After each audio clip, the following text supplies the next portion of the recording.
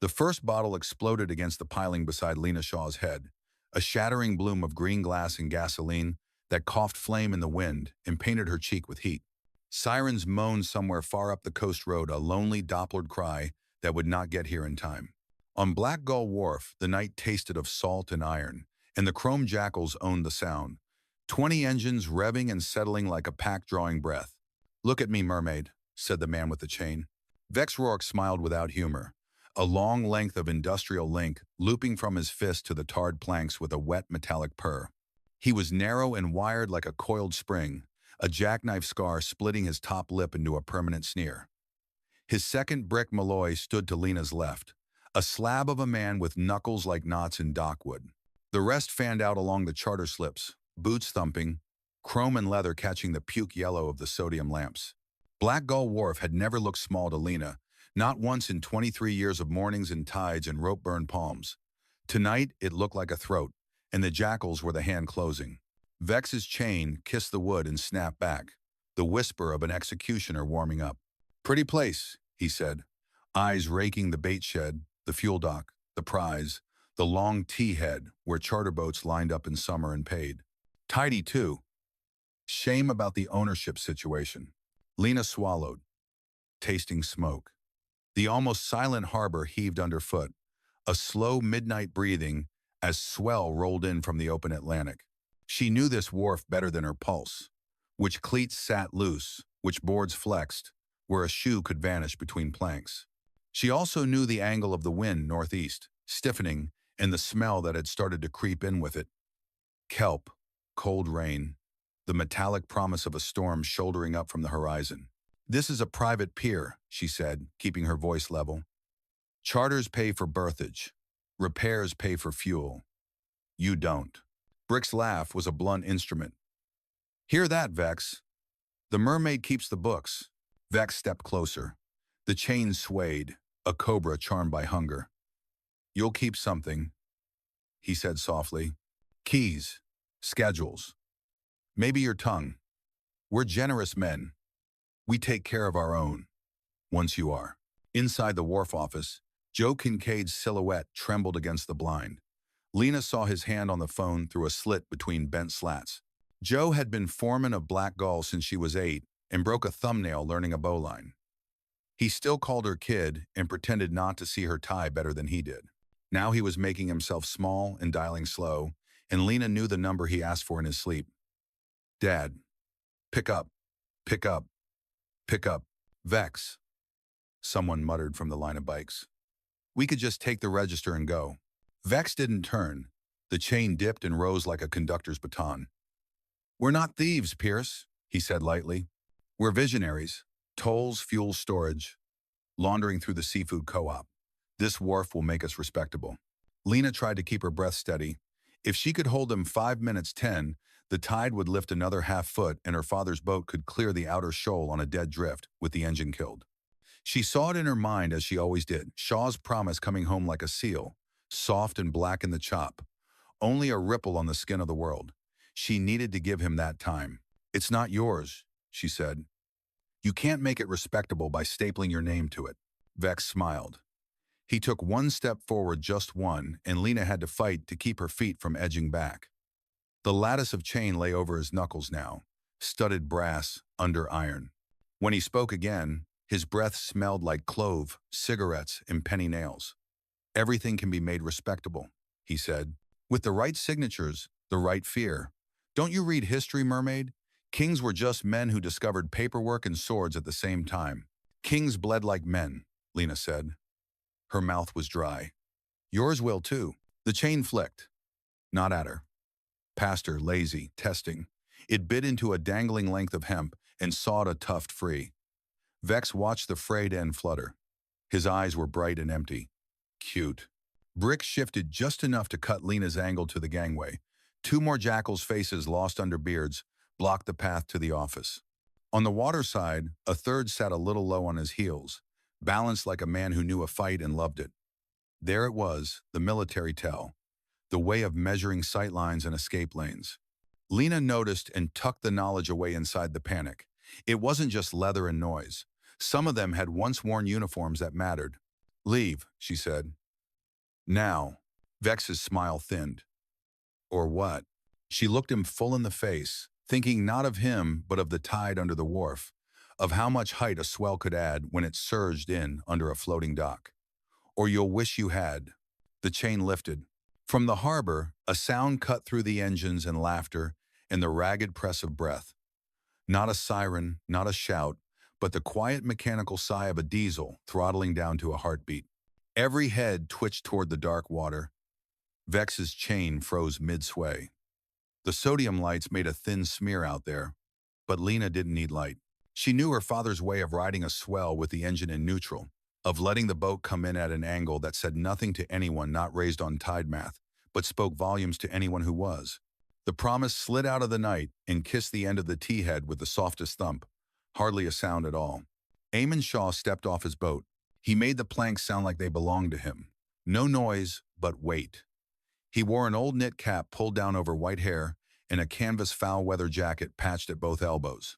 Those who didn't know him saw only a battered skipper with sea in his beard.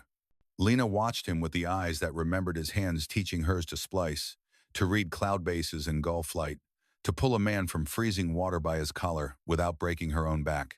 Evening, Eamon said mildly. Vex's face went tilted, half smirk and half calculation. Captain, he said. He didn't ask a name. He didn't need to. You're late to your own welcome party. Eamon glanced once at Lena, not a look you'd notice unless you were her, unless you'd spent childhood learning the language of those barely there flickers. Stay. Breathe. Look for my hand. Then he turned his head as if something delicate in the weather interested him more than the ring of men. Nor'easter coming, he said to no one in particular. Barometer's fallen all day. Brick shifted his stance. Weatherman, he grunted. Fisherman, Eamon replied, and the single correction laid itself like a plank between them. His gaze returned to Vex, and when it did, the easy softness underneath it had gone.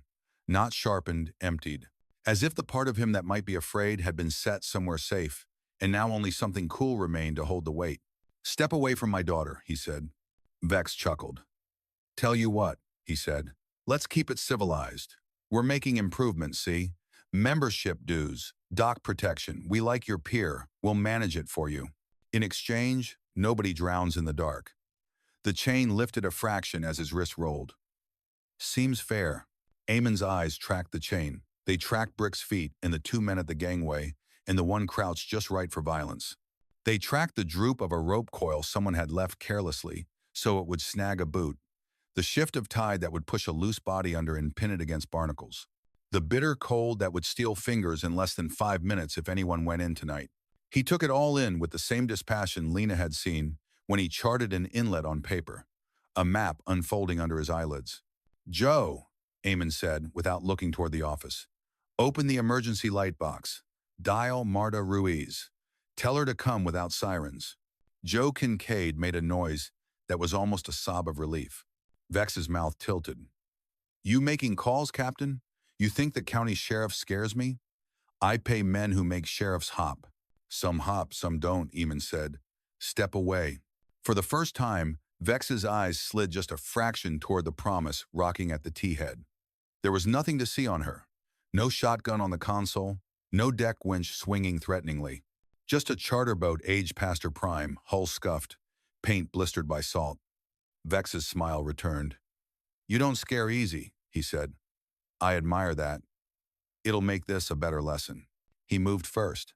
The chain's arc was elegant. Lena would remember that, afterward, the way iron can be graceful even when it means to break bone. It hissed toward Eamon's temple. Eamon didn't step back. He stepped in. The movement was almost nothing. A small shift of weight, a half turn that pulled him inside the radius of the chain, close enough to smell the clove in Vex's lungs. The chain missed by a hand's width, and the lynx glanced Eamon's shoulder. His hand closed around the live end with a little smack sound and dropped, pulling Vex down off balance, as if gravity had suddenly increased by a factor of 2. Brick's fist came from Lena's left. She saw it the way she'd been trained, yes. Trained to see anything moving in a corridor, on a deck, in a storm. The path, not the impact. She shouted, Dad! But Eamon was where the fist wanted him not to be. Brick's knuckles smashed the piling and he barked pain. more surprised than hurt. Language, Eamon said, and let go of the chain. The word should have been ridiculous in his mouth, some out-of-time dad joke. Instead, it landed like a rule. Vex's chain clattered. He recovered fast, yanking for another strike. Eamon's foot slid over a deck cleat and caught the trailing link. He gave the smallest nudge, and the chain fouled the iron horn, wrapping itself the way rope will when it's got too much energy and nowhere to go. Vex jerked, and the chain jerked back. Knife! Someone breathed behind Lena. She didn't see the blade at first, only saw the way the man with the military stance shifted his shoulder, presenting less target, angling his wrist to clear cloth from a waistband. She reached for the nearest thing with weight, a coil of wet half-inch mooring line. Her fingers closed and she yanked, sending the coil's tail sliding across the planks toward Eamon's feet. He didn't look. He didn't need to. He'd told Lena once that the trick to surviving a storm wasn't to see everything, it was to trust the one thing you saw most clearly. He caught the rope as it skittered by and flicked his wrist, once, twice. The line leaped and laid itself over the knife man's forearm in a dock post like a live thing. Eamon set his weight and the man went to one knee with a gasp, trapped by leverage and his own momentum. Easy, Eamon said. You don't want to tear that tendon. For 1 second, the world breathed. Engines idled. Flame guttered on the broken bottle. The water knocked under the dock the way it knocks when something larger than a wave has passed out in the dark. Who are you? Brick asked, a little hoarse. A fisherman, Eamon said again. His eyes were on Vex, who was working the chain off the cleat with both hands now, too focused on the iron to see that Eamon had already stepped sideways into his blind angle. Who knows knots? Bull, Brick started, and Lena realized she wasn't shaking anymore. Her father's voice was a lighthouse. Steady, colorless, indifferent to everything but the physics of what was coming. The man with the military stance swore under his breath. It wasn't fear, it was recognition. Lena saw at the flicker of something like grief passing through a stranger's eyes when he knows the shape of the training in front of him. Vex saw it too and misread it, taking courage where he should have taken a step back. Take him, Vex snarled. 2 jackals lunged. Eamon didn't adopt a stance or raise his fists. He moved like tide. One man's arm arrived where Eamon's shoulder had been. A light redirect turned the strike into a stumble. A heel found nothing but air where a man's balance needed wood. The second came in with a headlong rush. Eamon guided his momentum with a palm like he was easing a skiff off a sandbar, and the man found the edge of the wharf where there had been no edge a second ago. His boots scrabbled. Eamon's hand closed on the back of his jacket and placed him on the planks again, like a father putting a sleepy child to bed. Stay down, Eamon said, and only then raised his voice half a notch. Lena, here, she said, and didn't recognize the steadiness in herself. Unload that, he said. The pistol lay near the fallen man, a cheap thing too proud of its own weight. Lena picked it up, kept the muzzle low, pressed the mag release with her thumb, caught the falling magazine in her palm, racked the slide to spit the chambered round into her other hand. She thumbed the slide lock and set the pistol on the deck, empty, breech open, as her father had taught her never about glory, always about respect and the laws they both believed in because they kept people alive. Silence changed. It didn't vanish. It focused. The jackals looked at the gun, then at the girl who had cleared it without flinching. Someone somewhere swallowed audibly. Vex had the chain free. His breath rasped harsh. The smirk was gone. You think you're clever? He said. You're not the first salty bastard who tried to teach me manners. You won't be the last. Maybe, Eamon said. Or maybe you're close to your last lesson and don't know it. Behind them, up on the road, tires whispered. Not sirens. Eamon's mouth moved, not quite a smile. Sheriff Marta Ruiz didn't like noise when it wasn't required. If Joe had reached her, she'd come without ceremony. Let the law arrive like a gate swinging shut in a storm. Last chance, Eamon said to Vex. He didn't declaim it. He didn't make it sound like victory. He said it the way a weather report is said, or a tide table, a fact about a clock. Walk away before this gets serious. Oh, it's already serious, Vex murmured, and his hand dropped behind his jacket in a movement meant to be hidden by his body. He was fast. He'd practiced. He'd done this before. He was not fast enough. Eamon stepped inside the draw the way a man steps into a turn on black ice. Committed, precise, body and mind already past the danger, while his boots were still on it. His left hand cut Vex's elbow into a harmless direction. His right found the pistol grip before it cleared leather. He did not twist hard, did not need to. The gun came free. He reversed it and let it fall to the deck near Lena's foot, the way a surgeon might set a scalpel aside while he reaches for gauze. Enough, he said, and for the first time there was iron in the word. Somewhere behind the knot of men, a prospect breathed, "Christ Almighty." Vex looked up at Eamon from very close, and whatever calculation had animated him all night fled. What stared back was something Lena would not be able to name later: rage, but smaller. Pride, but hollowed out. Vex had never once contemplated being seen. Not truly. Now he was, and it hurt. "You don't know what you've started," he whispered. Eamon's eyes didn't move. They were not cruel. They were not kind. They were simply the eyes of a man who had already chosen the consequences. "I know exactly what I've started," he said. "Step away from my daughter." The engines rumbled again, lows and highs snarling into one another. On the road above, headlights pooled, then died as two county cruisers eased off without flash. Sheriff Ruiz's boots hit the asphalt and came on brisk but unhurried. She'd take the wide angle first, the scene as a whole, then the faces, then the hands. Eamon knew her and she knew him. He had not told her everything about the years he had been gone, but he had told her enough. She valued the kind of truth that kept people breathing. Vex heard the boots too. He didn't turn. He lifted his chin like a man at a scaffold, in a story who intends to spit in the executioner's eye. "No," he said, "we're not done."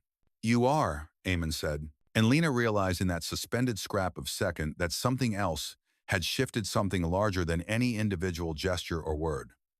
Vex's men were not looking at their president. They were looking at the water, and the light, and the man who had taken violent things from their hands, the way he might take a knife from a child, with gentleness and implacability. Three of them stood with weight slightly back on their heels, as if braced to bolt. The one with the military bearing, wasn't looking at Eamon at all. He was looking at the empty pistol on the planks with its slide locked open, and at Lena's hands, steady and sure. He knew what that steadiness meant. He had known it once in himself. Vex drew breath, chain rising for one last try. Eamon took a single step, the kind you cannot take unless you understand the difference between ending and beginning. "Don't," he said. The word was quiet enough that no one on the road could have heard it. It stopped the chain anyway. Sheriff Ruiz's voice from behind them, clear, steady, official, and human at once. "Hands where I can see them." Vex's mouth worked. The chain sagged. And in the corner of Lena's vision, up the coast, lightning stitched a dull seam into the underside of the clouds. The nor'easter would be here by dawn. The harbor would heave. Ropes would sing. Tonight had shifted something in Black Gull Wharf that the storm would only finish cleansing. Eamon didn't look away from Vex when he spoke to his daughter. "Breathe, Lena." She did, and found that breath had a shape again. The chain sagged between Vex's fingers, his knuckles raw where steel had snapped back against them. Sheriff Marta Ruiz's voice rang again, firmer this time. "I said hands where I can see them." From the mouth of the pier, the sheriff's cruiser idled dark. Headlights off. A shadow against the rain-streaked street. She came forward like she'd been born in boots, weight low, palm steady on the grip of her holstered Glock. Behind her, Deputy Calder slouched into view. Chewing gum like this was nothing but a barroom scuffle. His eyes, though, slid sidelong toward Vex and lingered too long. Eamon Shaw didn't move. His stance was relaxed, almost lazy, but Lena could see the current inside him. The men surrounding them could see it too. Something about his stillness was louder than Vex's chain. Brick Malloy growled low in his throat. His busted knuckles were already swelling. "Boss," he muttered, "this ain't the time." "Shut up," Vex hissed. His smirk had cracked, but pride had its claws in him. The jackals looked on, restless, hungry for a signal. Sheriff Ruiz swept the circle with her eyes.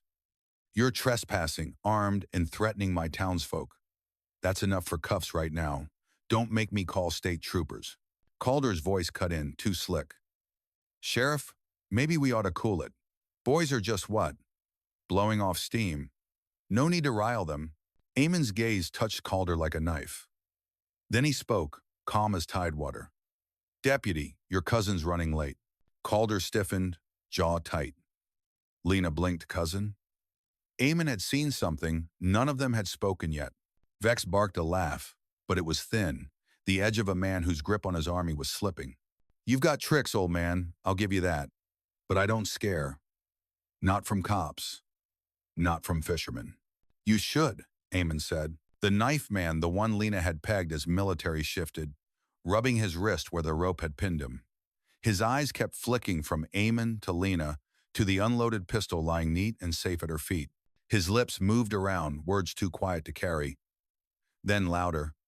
"Boss, he's trained," Vex snarled. "He's nothing." Eamon tilted his head, almost kindly. "If I wanted you hurt, you'd be hurt already."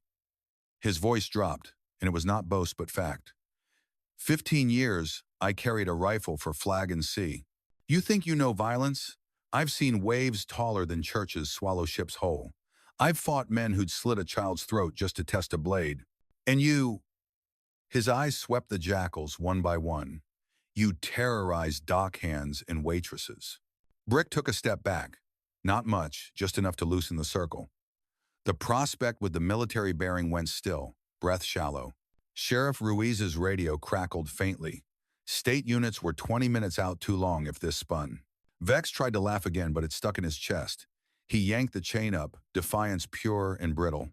"5 of us, 1 of you. Your math's off." "Math," Iamon murmured. "Is deceptive." Brick lunged first. He had size, fury, raw muscle. What he didn't have was balance. Eamon shifted a half-foot, caught the elbow, and Brick's own weight carried him sideways into a piling. His head rang like a cracked bell. 2 more rushed in. The dock became a blur of fists, boots, rope, and the patient geometry of a man who had learned not to waste motion. One jackal went sprawling into the slick wood, sliding until he hit the edge with a grunt. Another found his wrist twisted until the knife clattered free and he was forced to his knees, gasping. The prospect froze, weapon half drawn. His eyes locked on Eamon's. For one trembling second, Lena thought he'd strike. Instead, he dropped the blade into the sea and lifted both hands, palms open. "You don't have to do this," he muttered. "None of us do." The others faltered. Even Brick, dazed and groaning, blinked like a man waking from a dream. Only Vex remained. His chain whirred. Desperate now.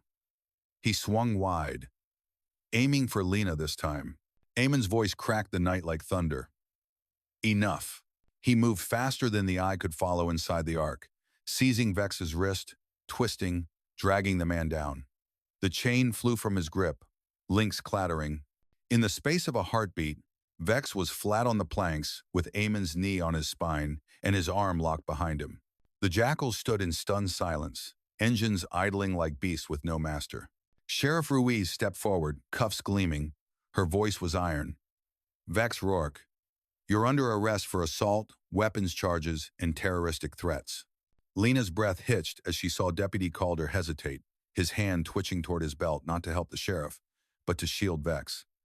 Eamon's gaze caught him again, sharp as a blade. Not yet. But Lena knew what her father had seen. This fight was only the beginning. Rain had started to fall, thin needles hissing against the water, the first spit of the nor'easter edging in from the Atlantic. The night smelled of diesel and ozone, and the chrome jackals shifted uneasily, leather creaking, boots sliding on slick planks.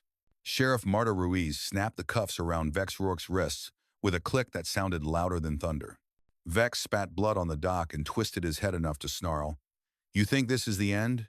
You don't know a thing, Captain. You've just bought yourself a war."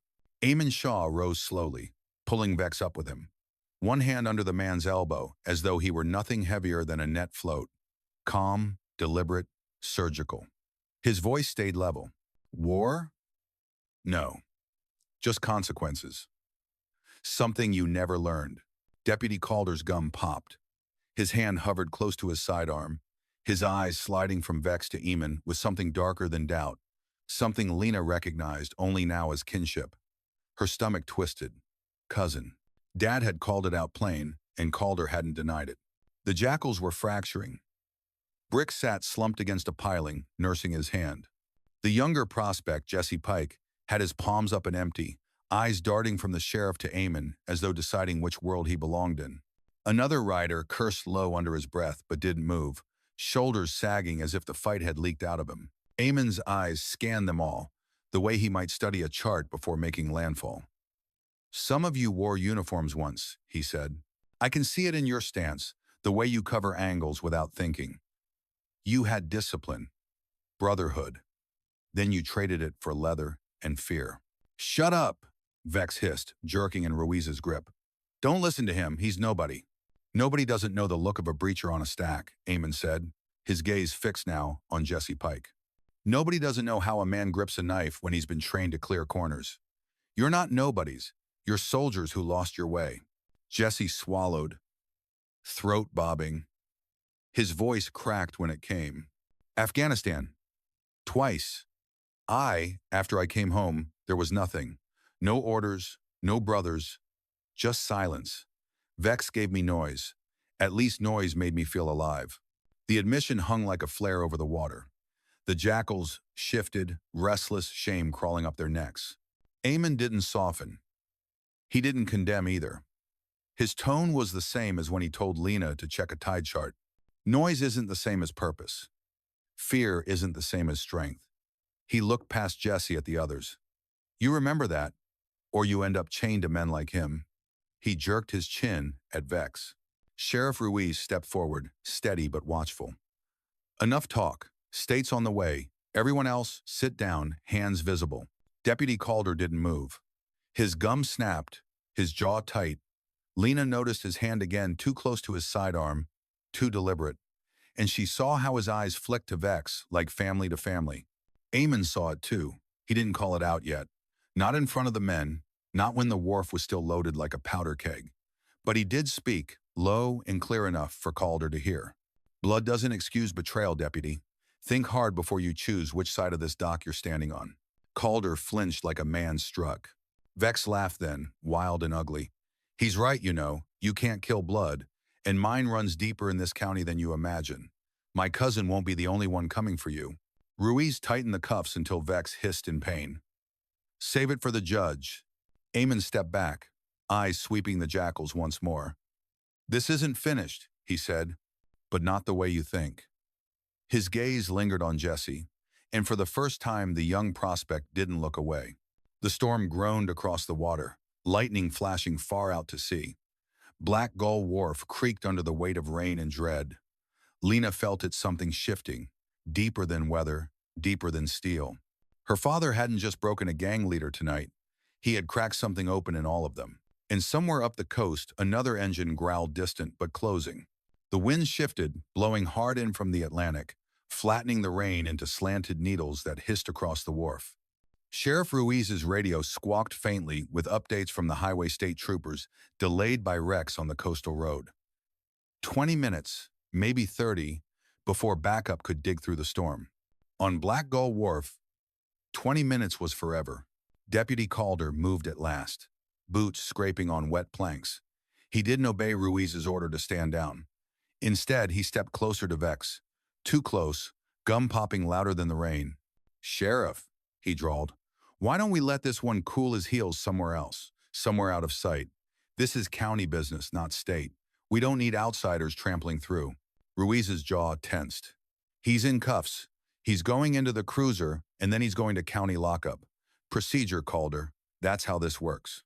But Lena saw the glance he gave Vex, quick, sharp, almost desperate. She felt her stomach drop. Dad was right. Calder wasn't just soft on him, he was connected, blood. Eamon stepped forward, interposing himself not between Ruiz and Calder, but between Ruiz and the jackals. His posture never shifted from calm, but his presence filled the dock like another mast rising into storm sky. "Sheriff," he said evenly. "He's stalling. His cousin's coming. Hear it?" A low thunder that wasn't thunder rolled up the road. Not from the sea, from engines. Many of them. Lena's breath caught. Sheriff Ruiz spun toward Calder, fury in her voice. "You knew?" Calder's smirk collapsed into a sneer. "Knew? Hell, I call them. You think you can humiliate my blood and walk away? Vex runs this county, not you, not him. He jabbed a finger at Eamon, gum snapping between his teeth. Vex grinned through the rain, blood streaking from his split lip, wrists bound in steel but his eyes alive with venom. Told you, my family's bigger than you can measure. Knives is coming. And when he gets here, no fisherman, no sheriff, no brat kid is going to stop what happens next. Lightning split the horizon. The rumble of motorcycles thickened, a wall of sound spilling down the coastal highway, engines harmonizing into one rolling thunder. Eamon's eyes flicked to Lena, steady, deliberate. She felt the old training rise in her chest, the unspoken signals he'd drilled into her since she was a child. Secure, prepare, wait. But there was no waiting left. The jackals stiffened as the noise grew, eyes bright with a dangerous hope. Jesse Pike swallowed hard, shoulders hunched, like a soldier caught between duty and shame. He glanced once at Lena, then at Eamon. His lips moved silently. I don't want this. Eamon gave him the smallest nod, one soldier to another. Then his voice carried over the storm, quiet but sharp enough to cut the night. Sheriff, get your cruiser crosswise at the mouth of the wharf. Hold the legal line. Calder, his eyes pinned the deputy like a nail. You've chosen your side already. Calder's hand went for his pistol. Lena shouted before she could think. Dad! But Eamon was faster. He shifted, one motion smooth as the tide. His boot kicked the chain Vex had dropped earlier, snapping it across the wet planks. The end coiled up like a serpent and struck Calder's wrist, just as the pistol cleared leather. The gun clattered harmlessly into the sea. Sheriff Ruiz drew on him instantly. Hands! Now! Calder froze, hate etched deep in his face, and for the first time, Lena realized he wasn't afraid of Ruiz, or even of prison. He was afraid of losing the family that gave him identity, twisted though it was. Engines roared closer, headlights cutting through the sheets of rain. Eamon's voice was calm, controlled, carrying authority that seemed older than the sea itself. The rest of you sit down. You don't want to be standing when Knives gets here. The jackals hesitated. Jesse Pike dropped first, lowering himself to the wet wood, hands open. Brick groaned, head lolling, and slid down beside him. Others followed, torn between fear and shame, their loyalty cracking in the face of something they couldn't name. Only Vex laughed, even with cuffs cutting his wrists raw. You think you've won? You haven't seen anything yet. Knives doesn't talk. Knives doesn't make speeches. He burns. The rumble became a roar. 24 bikes, maybe more, pouring down the hill toward Black Gull Wharf. Rain hammered harder, driving into Lena's skin like glass. And Eamon Shaw, her father, stood unmoving on the slick planks, eyes locked on the storm, every line of his body saying he'd been here before. Outnumbered, outgunned, outshouted, but never out of his depth. The first headlight split the storm like a blade, cutting through sheets of rain and bouncing off the slick wharf planks. Then another, then 10. The chrome jackals descended in formation, engines harmonizing into a low snarl that rattled through Lena's chest like the growl of something prehistoric. Sheriff Ruiz had her cruiser angled across the road's mouth, red and blues flashing in defiance against the flood of chrome and leather. Her hand never wavered on her sidearm, but Lena could see it in her posture. 6 deputies against this tide was nothing but a finger in a wave. Knives Rourke rode point. He was Vex's blood, and it showed sharp-faced, scarred like a man who'd been carved instead of born. His eyes pits that didn't know the difference between firelight and daylight. He wore no helmet, just a black bandana streaked with rain. A serrated Bowie knife hung easy at his hip, swinging with every step as he dismounted. The others followed, fanning out with practiced menace, boots striking puddles, weapons glinting, chains, bats, lengths of rebar, and here and there, shapes too angular not to be firearms. Lena's pulse thumped like the storm. She had never seen this many men bent toward one purpose, and that purpose was to erase everything her father had just held together. Vex straightened in his cuffs, blood on his teeth. Took you long enough, cousin. Knives didn't look at him. His eyes pinned Eamon Shaw. This the fisherman? His voice was flat, unamused, almost clinical. Vex cackled. He's no fisherman. He's a ghost. Thinks he's still Navy, thinks knots and old tricks mean something. He humiliated me, made the boys bow. Knives tilted his head. Rain sluiced down his cheek, glinting like mercury. And you let him? Vex's smile faltered. Eamon spoke before the silence curdled. His tone was calm, but it carried weight enough to cut through thunder. You've brought men into a storm with nothing to gain. Think about what you're doing, Rourke. The tide doesn't forgive stupidity. Knives' lip curled. I don't forgive weakness. He signaled with 2 fingers. The pack behind him shifted.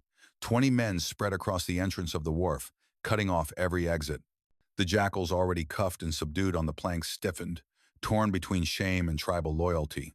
Jesse Pike glanced at Eamon, fear flickering in his eyes. Eamon didn't raise his fists, didn't reach for a weapon. He simply adjusted his weight, planting his boots like he was standing on the deck of a rolling trawler. You came thinking you'd find prey, he said. What you've found is yourselves. The kind of men you've become. Knives barked a laugh, jagged as broken glass. Spare me the sermon. We're not your lost platoon. We're family. And family doesn't kneel to some washed-up seal. The word seal cracked the air like a rifle shot.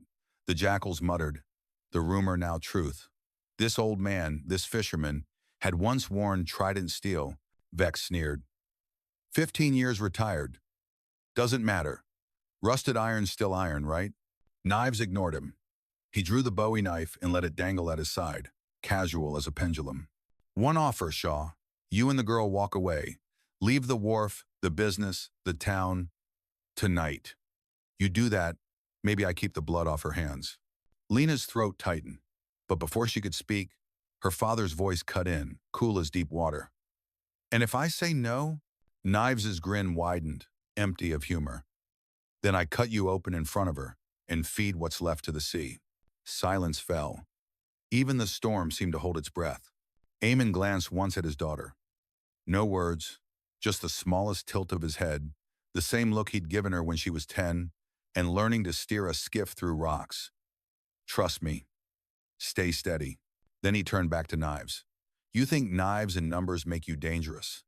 But real danger is a man who's already faced death and come back. You don't scare me, Rourke. And you never will. The words hung like iron in the storm. Behind Knives, some of the jackals shifted, hesitation creeping in, the seed of doubt planted. Vex screamed, straining in Ruiz's grip. Don't listen! He's tricking you! He's nothing! But his voice was drowned in the thunder of waves hammering the seawall, and the roar of engines revving behind Knives, waiting for the signal. The storm had reached Black Gull Wharf, and so had war. The storm hit in full now, smashing against Black Gull Wharf with waves that clawed at the pilings, sending spray over the planks like icy shrapnel. Rain turned every board into black glass. The rumble of the jackals' engines was swallowed by the wind, but their presence pressed heavier than the storm itself. 24 riders under Knives Rourke's hand, shoulders squared, weapons gleaming under sodium light and lightning flare. Sheriff Ruiz stood with her cruiser crosswise at the wharf mouth, emergency bar lights strobing in angry red and blue. 6 deputies formed a thin wall beside her, shotguns leveled, breath fogging. Outnumbered 4-1, and they knew it. The law was here, but the tide of leather and steel could crash through at any moment. Knives raised a gloved hand, and the jackal's engines died in eerie unison, leaving only the howl of wind and the slap of waves. He stepped forward, rain streaking down his scarred face, Bowie knife swaying at his hip. His voice carried through the gale, cold and sharp as the blade itself. Last chance, Shaw. Walk away. Leave the dock, the boats, the girl. Do that, and maybe I don't paint this pier with your blood. The words twisted Lena's stomach into knots, but her father didn't move. Eamon Shaw stood as though the storm itself had bent around him, still and deliberate. His foul-weather jacket plastered to his frame.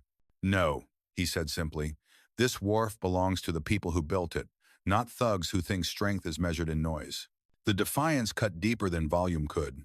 Knives sneered, and the jackals shifted behind him, eager for violence. Then something happened that Lena couldn't have predicted. From the shadows near the fuel dock, shapes emerged, men in slickers, faces sea-worn, holding boat hooks, gaffs, and lengths of rope. Fishermen, dockhands, neighbors who had lived too long under the jackal's shadow. More followed, climbing down from bait sheds and lofts, lanterns swinging in the rain. And behind them, 2 figures Lena recognized even through the storm. Daniel Skid Harper and Cole Danner, both old teammates of her father's, men she'd only known as quiet boat rights and a ferry mechanic. Now their eyes burned with something harder old discipline resurfacing. Eamon didn't turn to acknowledge them. He didn't need to. He only lifted his voice enough to carry, "Hold your ground. No one moves unless they do first." Lena's chest tightened with pride. This wasn't just her father standing against the gang anymore. It was the community. The dock itself seemed to brace under their boots. Knives' smirk faltered, just for a heartbeat. "You think fishermen and rusted war dogs scare me?" He turned, raising his knife high. "Jackals, take the pier!" The gang surged, boots pounding, weapons rising. And then the storm itself seemed to fight back. Floodlights snapped on from the rooftops, searing through the rain, blinding half the jackals mid-charge. Lena, stationed in the harbor office on her father's command, had thrown the switch. A second later, she cut power to half the dock, plunging the gang's rear line into darkness. Confusion rippled through their formation like a net cast over them. Foghorns bellowed from moored boats, echoing monstrous through the night, drowning shouts and scrambling signals. Eamon's men had rigged them hours earlier, anticipating this moment. The jackals stumbled, thinking reinforcements had come from the sea. Now, Eamon barked, not to attack, but to shape the field. Fishermen yanked ropes, tied to cleats. Hidden lines sprang across the pier, taut as snares. Two charging bikers went down hard, legs tangled. Another skidded into a slick puddle and slammed into a piling. Knives roared over the chaos, slashing his bowie through a line to free his men. His eyes never left Eamon. Lena's hands flew over the harbor cameras, switching feeds, calling out positions on the radio. "North slip 3 coming fast. East fuel dock, watch your flank." Her voice carried, crisp, steady. She wasn't just her father's daughter tonight, she was part of his command. Rain hammered. Thunder cracked. Knives advanced through the bedlam like a shark cutting foam, his blade glinting wicked in the floodlight haze. Eamon waited. He didn't draw a weapon. Didn't even raise his fists. He simply set his boots, calm as stone, and let the chaos break itself against him. The real storm, the clash between two kinds of strength, was about to begin. The clash hit like a breaker against a seawall. The chrome jackals surged, a black wave of leather and steel, shouting curses into the storm. Their boots pounded, chains swung, knives flashed in lightning bursts. The wharf shook beneath the stampede. But Eamon Shaw didn't meet them with fury. He met them with geometry. The fishermen's ropes tightened like snares across the slick planks, tripping riders into each other. A dockhand with a gaff hook snagged a chain and yanked it free. Floodlights cut the night into hard angles, dazzling some while plunging others into shadows. Confusion rippled through the gang, discipline shattered where fear had masqueraded as order. Knives' roar cut straight through the chaos, Bowie knife gleaming, his eyes locked on Eamon. His men fought, but Knives didn't care about them. His storm was singular, to carve the fisherman open in front of his daughter and leave a message burned into the bones of the harbor. Eamon stepped into him like a tide advancing against the shore. No blade, no gun, just balance. Just patience. His jacket clung to him like seaweed, his eyes cold with a calm Lena had never seen until tonight. The first jackal reached him with a crowbar. Eamon let the swing come high, raised an elbow, and rolled his body so the strike carried itself away. His hand caught the man's collar, spun him into the rain, and sent him sprawling across the boards. The second came with a chain. Eamon ducked, slid forward, and let the momentum drag the man headlong into a piling. And then Knives was there. The Bowie knife swept with brutal precision, an arc aimed to open Eamon's throat. Eamon didn't retreat, he advanced. His forearm slammed against Knives' wrist, redirecting the strike an inch wide. So close Lena thought she saw her father's beard split with spray. He seized Knives' elbow and pivoted, using the gangster's own strength to hurl him into the boards. But Knives rolled with it, quick as a predator, and came up slashing again.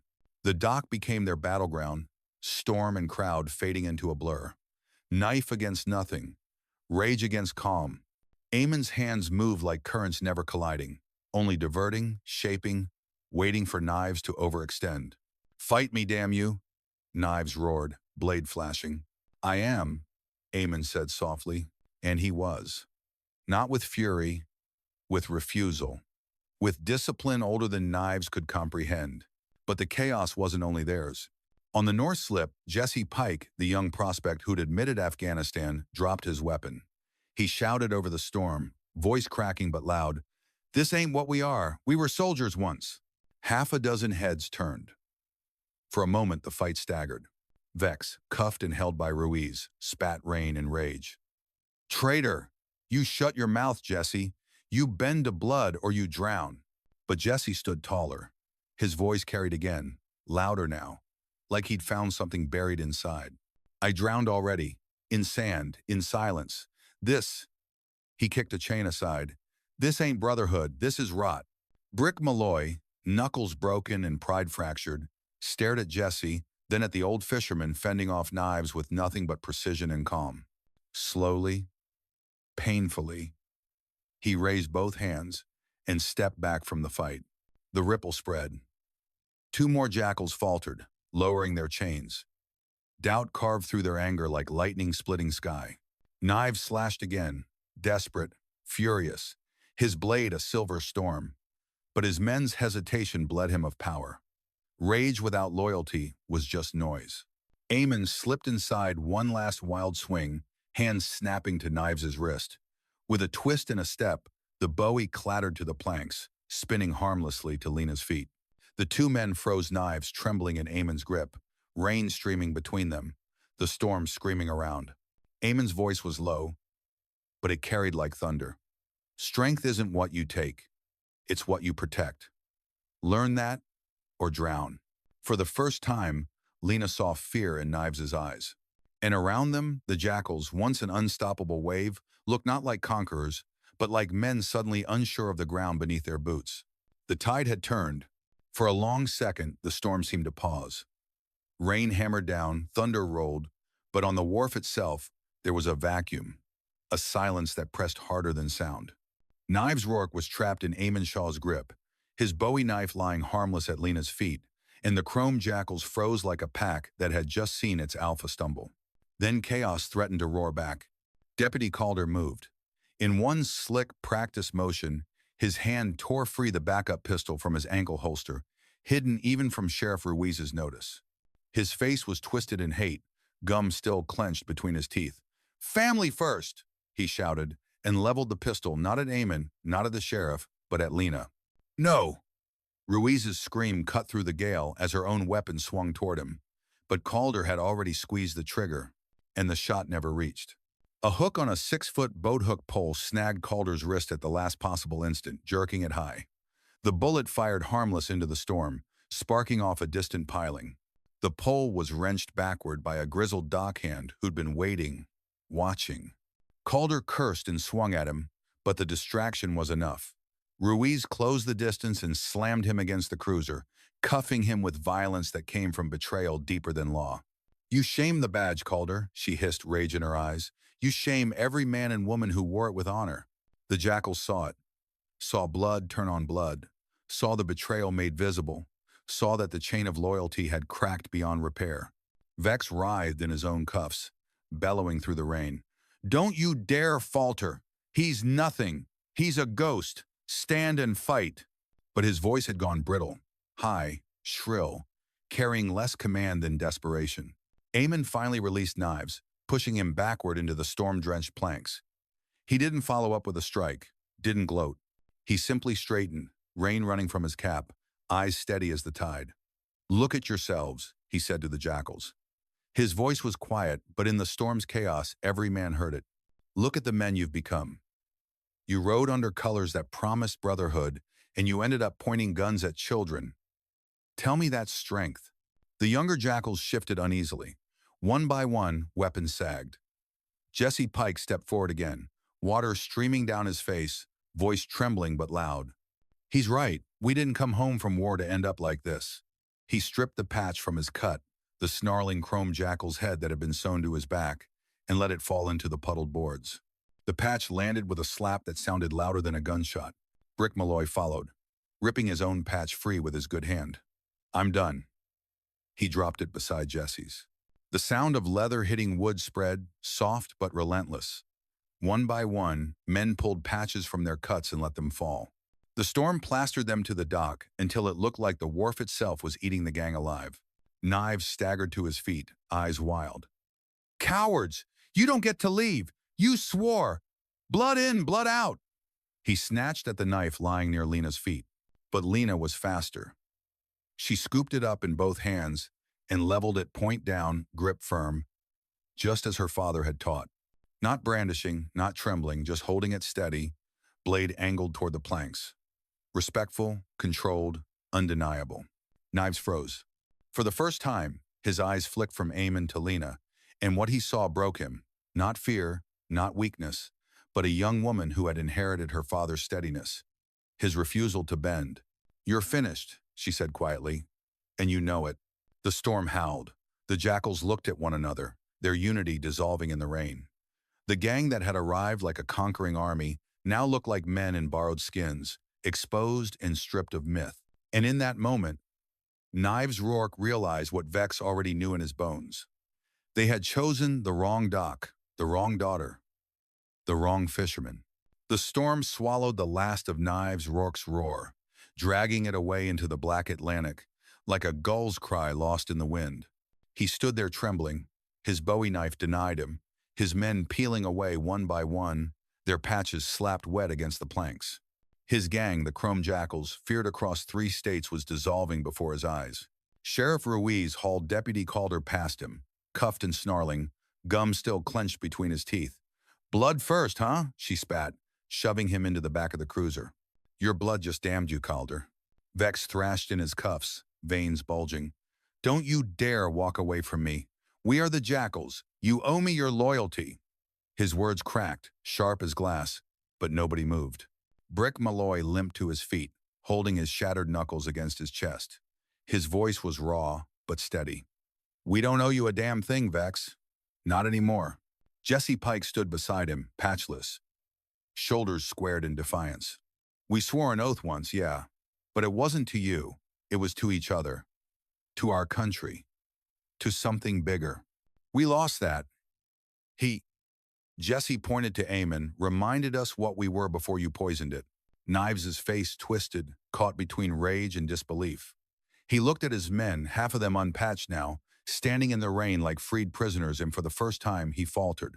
Eamon's voice filled the silence. It wasn't loud, it wasn't angry. It was iron, steady, immovable. You've got 2 choices. Keep clinging to a patch that means nothing, or start again. As soldiers, as men, but not as predators. The storm groaned, wind tearing a flag loose from the bait shack roof. It flapped wildly, then tore free entirely, carried out into the Black Sea. The symbolism wasn't lost on anyone. Sheriff Ruiz gestured to her deputies, who stepped forward, weapons still ready but no longer aimed to kill. On your knees. All of you still standing with these colors. You're done. Surrender, or I swear the state prison will chew you apart worse than this storm ever could. One by one, jackals dropped. Some stripped their cuts, tossing them to the dock as if burning bridges with their own hands. Others knelt, trembling, shame written across their faces. Only Vex screamed defiance, frothing like a madman, straining against the cuffs until his wrists bled. You're dead, Shaw. You and your brat. Dead. The jackals don't die, they multiply. But his words barely carried anymore. They sounded less like command and more like madness. Knives finally sagged, shoulders collapsing under the weight of rain and betrayal. His voice was hoarse, stripped of bravado. And if I surrender? What then? You think you can scrub the blood off me? Off them? Eamon stepped closer, face unreadable, ocean in his eyes.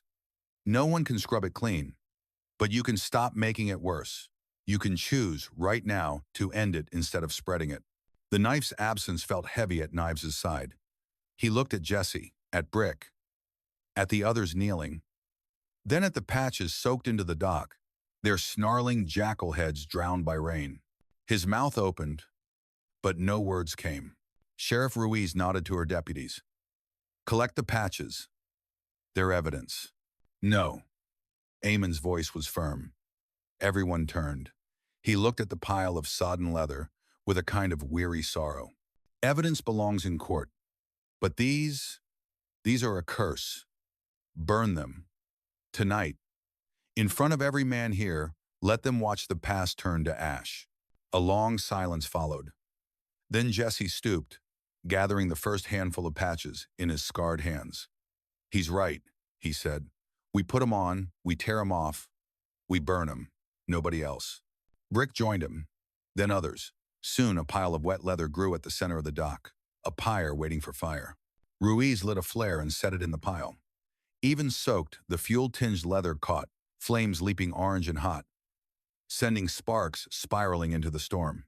The jackals watched, faces lit in firelight, watching the symbols of their false brotherhood burn to nothing.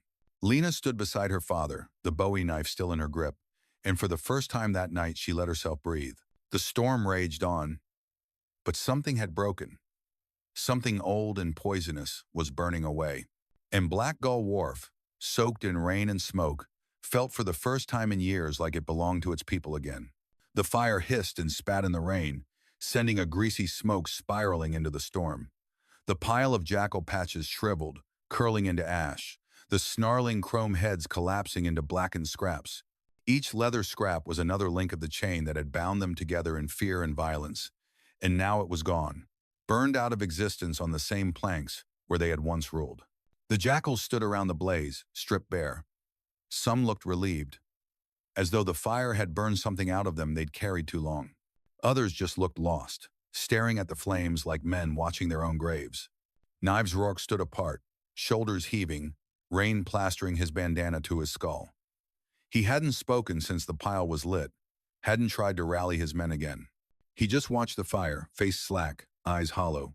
Sheriff Ruiz holstered her pistol, her stance still taut but less like a coiled spring. They'll need transport, she told her deputies, voice hard. Separate vans, restraints, and medical checks, no games. One deputy muttered, Portland'll chew him up. No, Ruiz corrected. Portland will decide if they can be salvaged. Some of them are veterans. Some can be put on a path. If they don't take it, then the system deals with them. But this night isn't ending with more blood. She looked at Eamon when she said it, and for a second, Lena saw the unspoken gratitude in her eyes. If not for him, this wharf would have been painted red already. Eamon stepped toward the burning patches. His cap dripped, his jacket hung heavy, but his back was straight as a mast. Fire doesn't redeem, he said, speaking to no one and everyone. It only clears space. What you plant after, that's what matters. Jesse Pike stood nearest him, eyes locked on the flames. And if we plant nothing, if we're too far gone, then weeds grow, Eamon said simply, and you'll have to live with that. But I don't think you came this far to let weeds be your legacy. Jesse's throat worked. His hands flexed like a man itching to salute, but he only nodded and looked away, ashamed of the tears the rain couldn't hide. The storm began to ease, rain slackening to a steady drizzle. Smoke curled lazily now, the pile of patches collapsing into embers. Around them, the wharf was scarred with chains, gouges, broken boards, but it was intact. The town was intact. Lena was intact. Knives finally broke his silence. His voice was hoarse, stripped of command. You think this means anything? You think you've won? His eyes found Eamon, hollow but defiant. The jackals were bigger than me. Bigger than Vex. You cut one head, 3 more grow. You can't stop it. Eamon regarded him with the same calm he'd held since stepping off his boat. Maybe not. But tonight, you learned something you can't forget. You learned what it feels like when fear doesn't work. That memory will outlive you. Knives flinched, just slightly, as if the words had struck harder than any blow. Sheriff Ruiz gestured sharply. 2 deputies stepped forward, shackles ready. Knives didn't resist when they clamped the cuffs on his wrists. He just stood there, staring at the smoldering ashes of his gang's colors, his breath fogging like a man already half gone. Vex screamed from where he sat, bound in Ruiz's cruiser, thrashing against his cuffs. Don't you dare give up, Knives. Don't you dare. Blood in, blood out. His voice was raw, desperate. Knives didn't look at him. The deputies led him away, his boots dragging through the puddles, the firelight painting his shadow long and broken. Lena exhaled, her arms trembling now that the adrenaline had ebbed. She still held the Bowie knife, rain slick, heavy in her grip. Her father's hand touched hers gently. Respect. Eamon reminded. She blinked, then nodded. Carefully, she laid the knife flat on the planks, blade away, as if putting a chapter of her life back down. The fire hissed behind them. The jackals were gone, the law was here, the storm had broken. But Lena knew her father well enough to see it in his eyes. This wasn't the end. It was only the end of the first battle. By dawn, the storm had passed, leaving the world raw and scrubbed clean. The sky over Black Gull Wharf was pale iron, streaked with pink where the sun pushed through torn clouds. The water still heaved, restless from the night's fury, but the air smelled of salt and smoke and something new. Possibility. The wharf itself bore the scars. Chains lay twisted in puddles. Boards were cracked and gouged from boots and blades. The bait shack's roof sagged where the wind had ripped a section clean away.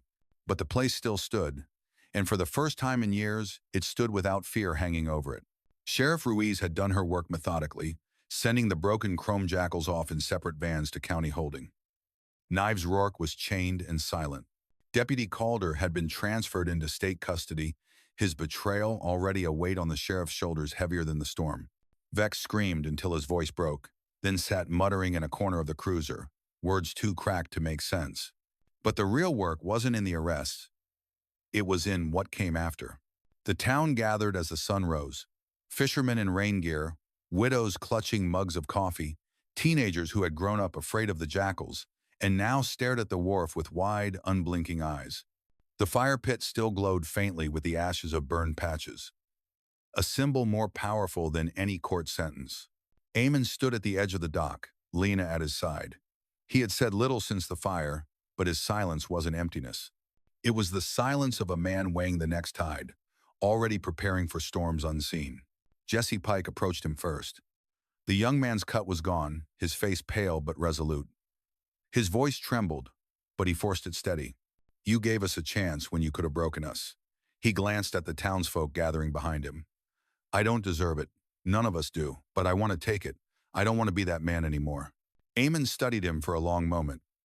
Words are wind, he said. It's what you do after that matters. Jesse nodded, shoulders squared. Then I'll show you. Brick Malloy stepped up next, his swollen knuckles wrapped in gauze. He looked older without his patch, smaller somehow. I followed Vex because I didn't know what else to follow. That ends now. If there's work to do any work, I'll do it. Eamon gave the barest tilt of his head. Start with rebuilding this dock. Every board you replace will remind you what your hands are for. Lena's chest tightened. She had seen her father tear men down with a glance. Now she was watching him build them again, piece by piece. Then Sheriff Ruiz called for silence. She stepped onto the dock, hands on her hips, eyes hard but proud. This town has lived in fear too long. Last night, that ended. But it doesn't end just because a gang burned their colors. It ends because we choose to make it end every day, every hour, with what we stand for. She gestured toward Eamon. One man reminded us. Now it's on us to carry it. There was a murmur through the crowd, low but rising. Fisherman nodded. Dock hands exchanged glances. Even the teenagers, restless and unsteady, seemed to stand taller. Then something unexpected happened. An old man, hunched and weathered, stepped forward from the crowd. He carried a folded flag, the kind draped on a coffin. His voice was brittle but clear. My boy came back from Iraq and never found his footing. He drifted. Died with a bottle in his hand. He held out the flag with shaking arms.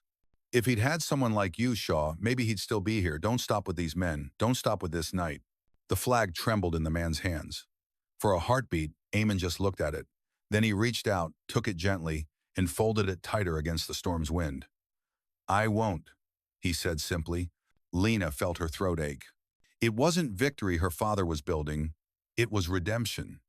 And not just for the broken men who had laid down their patches, but for a whole town that had forgotten what dignity felt like. But even as the morning light spread, Lena saw something else in her father's eyes. Caution. Because he knew men like Vex and Knives weren't the end of the story. They were just the beginning. By mid-morning, the storm had fully broken, leaving the harbor washed clean, gulls circling low over the tide line. The smell of burnt leather still clung to the air, faint but unmistakable, a reminder of the night when a gang's reign had been reduced to smoke and ash. The townsfolk lingered, reluctant to leave the dock. They stood in small clusters, talking in low voices, casting glances at the men who had been jackals just hours ago. Some faces showed anger, others pity, but most carried the same expression, cautious curiosity. What came next mattered more than what had just burned. Sheriff Ruiz was all business, clipboard in hand as she coordinated state transport. Deputies loaded evidence, checked restraints, signed forms with pens that barely worked in the damp. But her eyes kept drifting back to Eamon, as though she understood the paperwork only covered half the fight. Lena stayed close to her father, exhausted but unwilling to let her guard down. She had seen too much in the night. Calder's betrayal, Knives's knife inches from her, Vex screaming like a cornered animal. And she had seen her father stand unmoving against it all, steady as stone. Part of her wanted to collapse into that steadiness. Another part wanted to shout at the heavens for putting him in the path of so much fury. Brick Malloy and Jesse Pike hadn't left the dock. They worked without being asked, helping replace boards split in the fight, gathering broken chains and weapons into a heap. Their movements were deliberate, like pennants hammered into muscle. "Why are they still here?" Lena whispered to her father. Eamon's gaze flicked toward the men, then back to her. "Because walking away is easy. Facing what you did standing where you broke, something that's harder. Harder means better." Lena nodded, though she wasn't sure she believed it yet. Ruiz approached, her hair plastered flat by rain, her uniform damp and wrinkled. She looked tired but fierce. State transport's rolling them out now. Vex, Knives, Calder, all in chains. Judge'll have his hands full. She paused, lowering her voice. "But they'll be back, Shaw. Not these men, maybe, but others. The jackals aren't the only pack out there." Eamon didn't flinch. "I know." "What do you want me to tell the DA?" Ruiz asked. "That you were just lucky? That this was self-defense?" "Tell him the truth," Eamon said. "That we remembered who we are, and that some of them did too." Ruiz studied him, as if trying to measure the weight of his calm. Finally, she nodded. "You've bought this town time. I'll make sure they use it." She walked away, barking orders at her deputies. Lena turned to her father. "Time? That's all?" Eamon rested a hand on her shoulder. "Time's all anyone ever buys. What matters is what you do with it." As if to prove his point, Jesse Pike came over, wiping rain and sweat from his face. He looked young again, stripped of leather and bravado, just a man standing in his own skin. "Mr. Shaw," he said quietly, "some of us talked. We don't want to run anymore. We want, I don't know, a chance. To build something instead of breaking it." Eamon's eyes narrowed, studying him. "You want a chance, you'll work for it. Dock repairs, boats, nets, whatever the harbor needs. And when the town trusts you again, maybe then you can start trusting yourselves." Jesse nodded quickly, relief plain in his face. "Yes, sir." Lena caught the way the other ex-jackals were watching. They weren't cheering, but they were listening. Seeds had been planted. The sun broke through the clouds then, laying a golden stripe across the wet boards, steam rising from the dying fire where the patches had burned. It looked, for the first time, like morning instead of aftermath. But Lena saw her father's eyes shift toward the horizon, out past the harbor mouth. She knew that look, watching the tide for storms beyond sight, because storms always returned, and Eamon Shaw was already bracing for the next one. The day after the storm, Black Gull Wharf pulsed with the kind of uneasy calm that comes after a battle, the stillness of a battlefield littered with ghosts. Boats rocked gently against their slips, ropes creaked in rhythm with the tide, and the gulls screamed overhead as though mocking the memory of the night before. Lena walked the planks beside her father, watching townsfolk hammer new boards into place. Every crack left by the jackals' boots was being patched. Every gouge carved by their chains was being filled. It was repair work, but it felt like something more, proof that the dock belonged to the town again. Brick Malloy hauled lumber with one good hand, sweat streaking his weathered face despite the cool breeze. Jesse Pike worked beside him, driving nails with grim focus. Other former jackals, now just men, stripped of their snarling patches, stacked ropes, carried crates, scrubbed the blood and oil stains from the wood. The townsfolk watched them with wary eyes, but not hatred. More like people waiting to see if a dog that once bit them could learn not to bare its teeth. Sheriff Ruiz made her rounds with a clipboard tucked under her arm, talking to anyone who would listen. Her voice carried the same authority as last night. but there was a new edge to it too, something closer to hope. "We've got offers from Portland," she told a group of dockhands. "Veterans rehab programs, job training, counseling. If these men choose to take it, we'll have state funding to back it." One fisherman muttered, "And if they don't?" Ruiz's mouth was a thin line. "Then prison swallows them. But they've been given the choice. That's more than most gangs get." Lena stopped at the old fuel pump, where the stains from broken bottles still lingered despite the scrubbing. She touched the wood, half expecting to feel the heat of last night's fire still in it. Instead, she felt cold, damp salt. The sea had washed it clean. Her father's voice came from behind her. "You're looking at scars, not stains. Scars remind you what survived." She turned. He stood as calm as ever, his eyes on the horizon. "Do you ever stop thinking about the next storm?" she asked quietly. Eamon's gaze softened. "No. That's how you survive them." "How?" For a moment, silence hung between them, filled only by the creak of boats and the hammering of nails. Then Jesse Pike approached, hesitant but determined. "Sir," he said, addressing Eamon with the same weight he might have once given to a commanding officer. "We talked it over. We'll take the Portland program, all of us who laid our patches down. We don't know if we can change, but we want to try." Eamon studied him, then the men behind him, their faces drawn but resolute. Finally, he gave a small nod. "Trying is the only part you can control. The rest comes one day at a time." Brick Malloy lifted his gauze-wrapped hand. "We want to come back here when we're done. Not as jackals, as workers, as men." Eamon's expression didn't change, but his voice carried a rare warmth. "The harbor always needs hands, but when you come back, you'll prove you're not the same hands that tore it down." The men nodded, relief flickering across their faces. Lena realized with a start that she was watching the impossible. Men who had come to burn her world down were now promising to rebuild it. And the only reason was the man standing beside her, the quiet fisherman, who carried the weight of storms without ever bending. But even as the morning sun gilded the wharf, she saw a shadow pass across her father's face. His eyes weren't on the men, they were on the horizon again. Because the jackals weren't just one gang, they were a hydra, as Knives had warned. Vex's screams from the cruiser still echoed in her ears. The jackals don't die, they multiply. The fight for Black Gull Wharf was over. The war for the coast had only begun. By the end of that week, Black Gull Wharf looked like a place reborn. New boards gleamed pale against the older, salt-darkened planks. Nets were strung in neat coils again, bait barrels scrubbed free of the grime that had clung to them for years. Children, who once darted nervously past the gang's bikes, now played tag along the boardwalk while their parents lingered close, still wary but no longer afraid. The burned patch pile was gone, reduced to a ring of ash that had been washed out by the tide. But its memory lingered in every eye that looked at the dock. Sheriff Ruiz kept her word.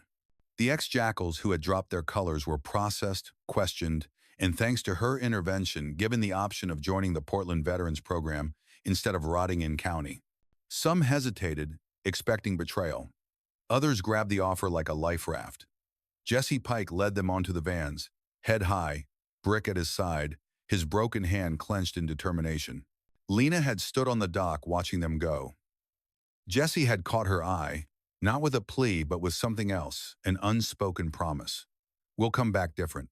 She wanted to believe him, but in the shadows of the wharf, she saw what her father already knew.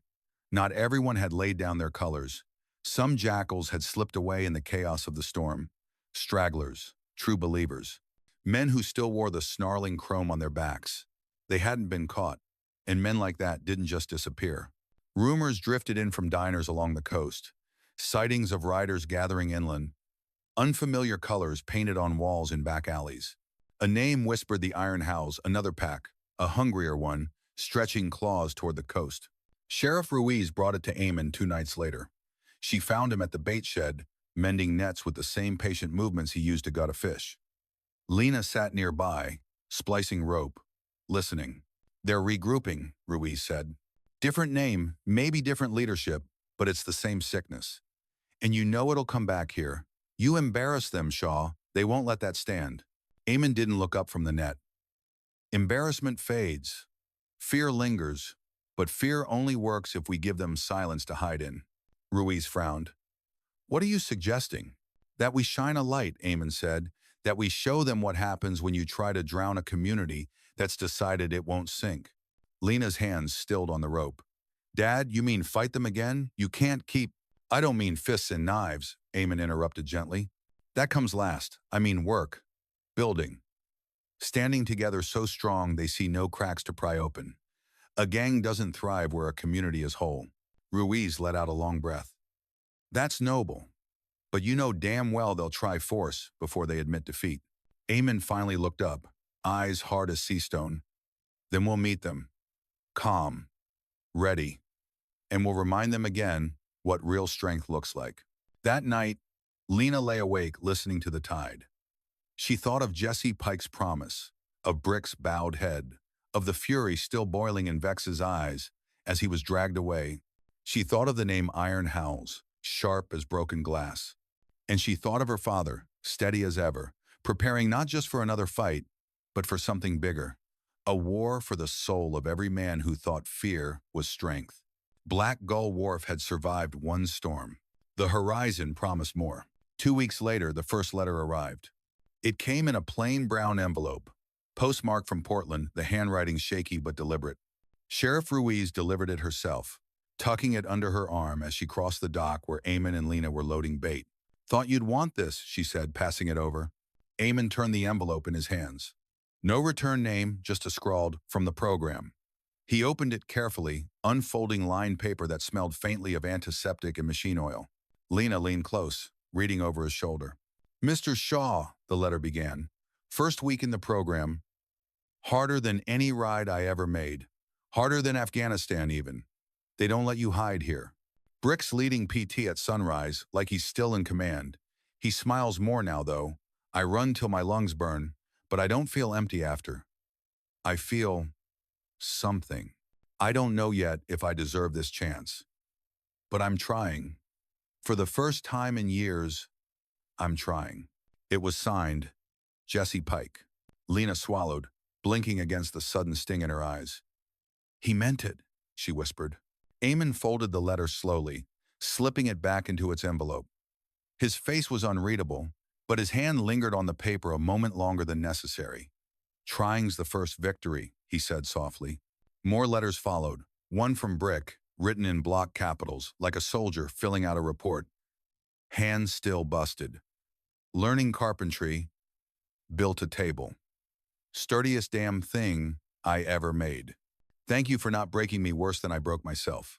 Another from a younger member, barely 20, who admitted he'd joined the Jackals because he was too scared to live without someone telling him what to do. Now he was learning to cook in the program's kitchen, feeding men instead of fighting them. Even Knives Rourke wrote eventually. His letter was shorter, words clawed onto the page. I don't sleep. I see that doc every time I close my eyes. I hate you, but I also hate who I was. Don't know if there's a difference anymore. Trying to find out, Eamon read that one twice before folding it. The town changed too. The wharf, once avoided after dark, now bustled with fishermen, dockhands, and families. Kids played soccer on the boardwalk, without fear of bikes roaring down on them. A new sign went up at the marina office. Black Gull Harbor, a place for all hands. But rumors kept blowing in with the tide. Graffiti scrawled inland bore the mark of the Iron Howl's jagged wolf heads spray-painted on brick walls. Store owners whispered about strangers asking questions. Truckers reported groups of bikers gathering further up the coast, their engines howling long into the night. One evening, Sheriff Ruiz came down to the dock with news that tightened Lena's stomach. Intel says the Iron Howls are consolidating. They've got ex-Jackals with them, the ones who slipped through that night. Not many, but enough to give them credibility. And they've got a leader calls himself Rourke, too. Cousin, maybe. The name's spreading like wildfire. Eamon stood at the edge of the dock, the sea glowing gold under the setting Sunday. Names don't matter, he said, voice calm. What matters is whether the men under them choose noise or purpose. Ruiz frowned. You can't redeem them all, Shaw. No, Eamon said. His eyes never left the horizon. But I can show them what choice looks like. That night, Lena wrote in her journal for the first time in years. She described the fire on the dock, the screams of Vex, the letters arriving one by one. And at the bottom of the page she wrote, "Strength isn't what you take, it's what you protect." She closed the book and stared at the tide through her window. Somewhere beyond the horizon, engines would be howling, wolves gathering. And she knew, with a certainty that made her both afraid and proud, that when they came, her father would be waiting. Winter came hard to Black Gull Wharf. The Atlantic winds cut sharper than knives, carrying salt that stung the skin and rattled through the bait sheds. The boats rocked low in the water, nets stiff with frost, ropes frozen to the cleats like iron chains. The town pulled in on itself, wood smoke curling from chimneys, people huddling closer against the cold. But even in the dead of winter, the dock was alive. The former jackals who had chosen Portland began to return in shifts. Not as gang men, but as workers, boots scuffed, jackets patched, their eyes clearer than when they had left. Jesse Pike came back first, hair shorter, shoulders straighter. He walked onto the dock without leather or colors, carrying a battered toolbox. "Carpentry training," he said, setting it down like a gift. "Thought I'd start with a shed roof." By the end of the week, a new roof gleamed under fresh tar. Jesse's work hammered into every board. Brick Malloy returned with his hands still scarred but strong again. He carried a laminated card in his pocket union membership from a construction crew. "Got a trade now," he told Eamon.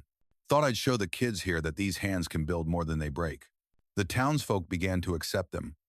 Slow at first, cautious. But when the ex-jackals helped repair storm damage after a nor'easter and refused payment, suspicions eased. They weren't jackals anymore. They were men trying to earn their place. But not all letters that winter carried good news. Knives Rourke's updates grew darker. His handwriting, once jagged with rage, became tighter, smaller, as though his anger was being crushed into silence. "I don't belong here," one letter read. "The others are moving forward. I'm stuck. I dream of the dock. Of you. Of the knife I couldn't keep hold of." Lena read that one and shivered. "He's not done, Dad. You know it." Eamon folded the letter carefully and tucked it away. "He's drowning. Men like that either learn to swim or drag others down with them." And then, just after New Year's, the first sign of the Iron Howls appeared. It was painted in red across the seawall. A wolf's head, snarling, its teeth exaggerated into hooks. Underneath it, 4 words scrawled in dripping lines. "The coast is ours." The town woke to see it at dawn. Ruiz ordered it scrubbed, but by dusk it was painted back, bigger, bolder, higher where the tide couldn't reach. A message, a promise. That night, Ruiz called a meeting at the marina office. Eamon, Lena, Jesse, Brick, half the dock hands, and even townsfolk packed the room. Ruiz slammed a photo of the graffiti onto the desk. "They're here. Not full force yet, but close. And they've got a leader, Rory Rourke. Knives' brother, meaner, cunning. He calls himself Alpha."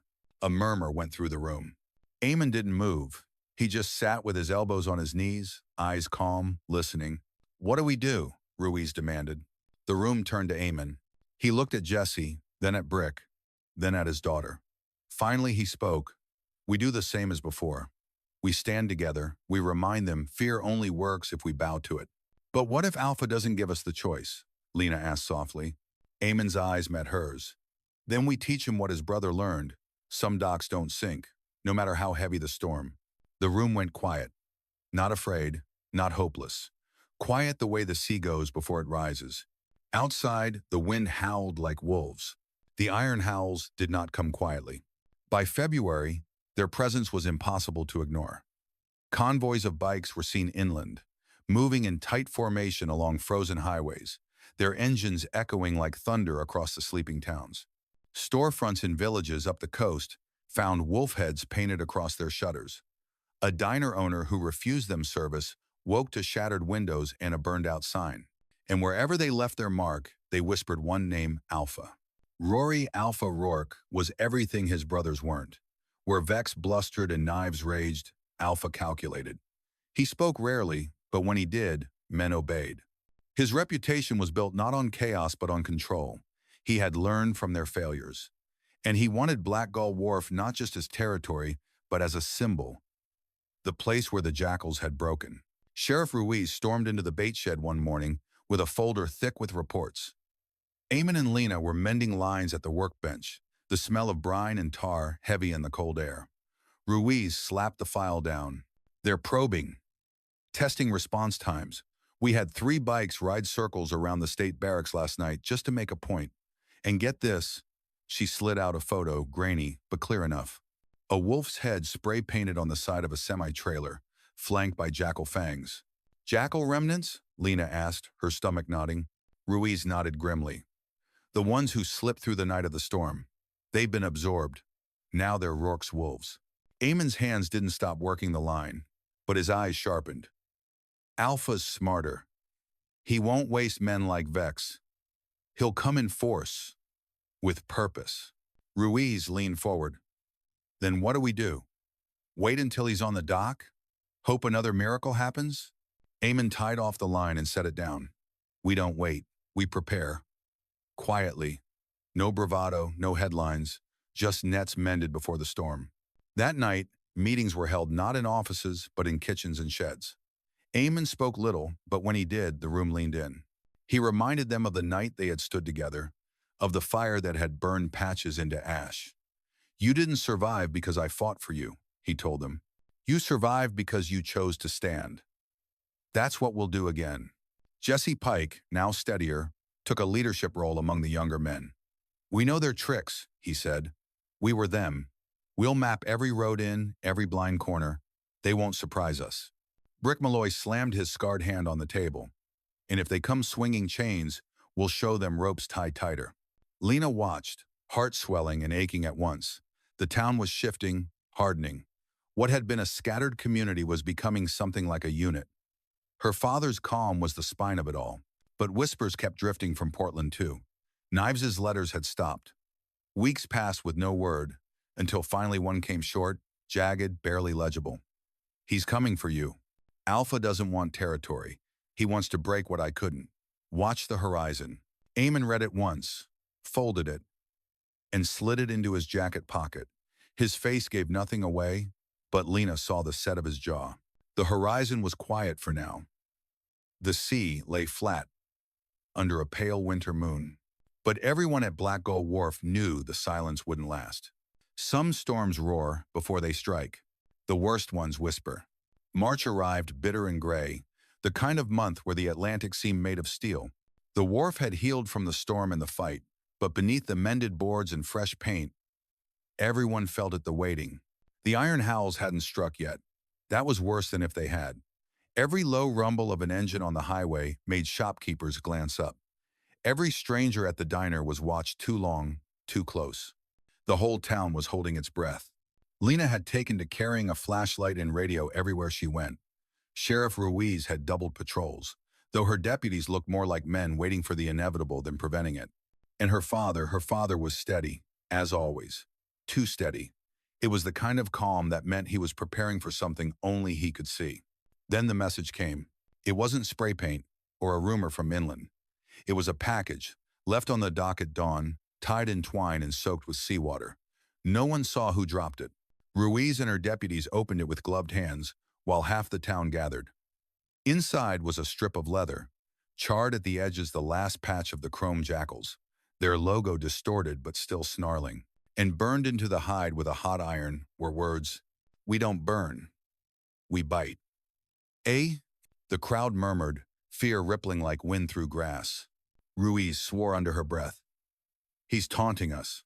Eamon lifted the patch carefully, studying the burn mark, then placed it back in the box. His expression never changed. He's announcing himself. This isn't for us, it's for his own men. He wants them hungry. Jesse Pike spoke up from the edge of the crowd. His voice was low but firm. Then we show them they won't eat here. Brick Malloy nodded, folding his scarred hands across his chest. We faced down their brothers once. We'll do it again. But Ruiz wasn't so certain. She pulled Eamon aside, her voice sharp with frustration. I've got maybe 6 deputies worth trusting. State's stretched thin, they won't move until there's blood. We can't hold off 20, 30 wolves on our own. Eamon met her eyes. We won't. The town will. She stared at him like he was mad. These people aren't soldiers. No, Eamon said evenly. They're harder. They're survivors. Farmers, fishermen, dockhands. They know storms. Storms don't ask for soldiers. They ask for people who refuse to drown. Lena felt the shiver run through her, because she believed him, and because she knew Alpha would come soon, testing every word. That night, she couldn't sleep. She sat by the window, journal open on her lap, the sea stretching black under the moon. Her father's voice from earlier echoed in her head. Storms don't ask for soldiers. She dipped her pen and wrote in the margin. Then maybe I'm not a soldier. Maybe I'm a lighthouse. When she closed the book, she saw it far out on the coastal road. Tiny sparks in the darkness. Headlights. Too many to be travelers. Too steady to be chance. The iron howls were finally coming. The first sound wasn't the engines. It was the gulls. They lifted from the seawall all at once, screaming into the dark, wings beating in panic against the moonlight. Then came the vibration low, steady, like the earth itself was humming. By the time Lena pressed her face to the cold glass of her window, the headlights had multiplied, a river of white beams snaking down the coastal highway. The iron howls had come. Sheriff Ruiz's cruiser lights ignited first, red and blue cutting across the dock as her radio squawked. All units, on the wharf. Now, they're here. Eamon Shaw was already dressed. He stood in the kitchen, fastening the buttons of his storm jacket, with the same patience he'd shown mending nets the night before. No rush, no panic, just deliberate preparation. Lena grabbed her boots, trembling but determined. Stay behind me, she said automatically. Eamon's eyes met hers. Calm, steady. No, Lena, stay with me. Tonight there is no behind. By the time they reached the dock, the townsfolk were gathering dockhands, gripping boat hooks, fishermen holding coils of rope, teenagers clutching flashlights with white knuckles. Jesse Pike stood tall at the front, a hammer looped through his belt. Brick Malloy carried a length of timber over his shoulder like a spear. The roar grew louder. Engines by the dozen, snarling, echoing off the waves. And then they appeared, 24 bikes in formation, black leather gleaming under the moon, headlights blinding. At their head rode Rory Alpha Rourke, his wolf's, head insignia painted across his cut, chrome teeth glinting on his handlebars. His face was scarred, his eyes colder than either of his brothers. The bike stopped just short of the sheriff's barricade. Engines revved, then died in unison, leaving only the slap of waves and the ragged breath of the crowd. Alpha dismounted slowly, every movement deliberate. He looked over the dock, the people, the floodlights hastily rigged, the smoldering determination in Eamon's stance. Then he smiled, not like Vex's manic grin or Knives' snarl, but a thin, sharp line that held no humor at all. This is the famous wharf, he said, his voice carrying over the water. The one that broke my brothers. The dock that thinks it killed the jackals. His eyes settled on Eamon. I'm here to finish what they couldn't. Vex's words echoed in Lena's memory. The jackals don't die, they multiply. Alpha spread his arms. Behind him, the iron howl shifted, chains rattling, bats scraping wood. You've got fishermen, dock rats, children. His voice hardened. I've got wolves, and wolves don't kneel to fishermen. Eamon finally stepped forward, boots steady on the wet planks. His voice was calm, but it cut sharper than the wind. Your brothers came with the same arrogance. They left in chains. You think a new name makes you stronger? Alpha tilted his head. No, but it makes us smarter.